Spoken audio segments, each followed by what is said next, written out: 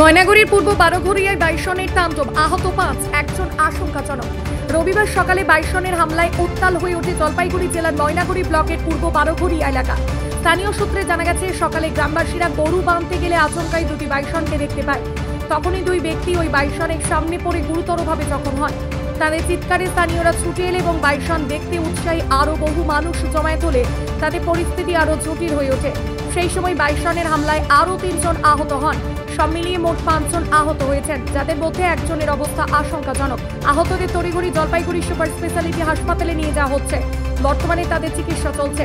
জানা গেছে, এখনো পর্যন্ত বাইসনের দুটি দাপিয়ে বেড়াচ্ছে লোকালয়।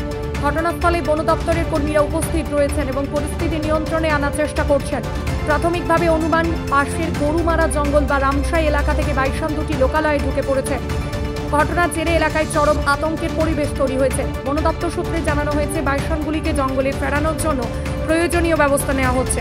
বাইসন আসছে, ৩-৪ জন আহত করলো। আচ্ছা, মানে এখন কি অবস্থায় রয়েছে যাদের আহত হয়েছে?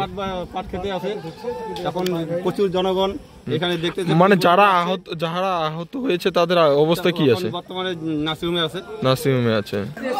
হ্যাঁ হ্যাঁ, তো একজন আমার আগে চলে গেল মূলত যারা এটা জঙ্গলিয়া ঘোষ। আচ্ছা, এটা ওইখানে আর জানি না। জঙ্গলিয়া ঘোষ হওয়া মাত্র আমরা তীরের মতো চলে এসেছিল। তারপর আমি তো দৌড় দিলাম, জঙ্গলিয়া মাটিতে পড়ে গেলাম। আর একজন দৌড় দিল, ওরও চড়ুতে পারছে। মানে বাইসন আসছে একটা, ওইখান থেকে ছোটাছুটি ঘোরাঘুরি করতেছি।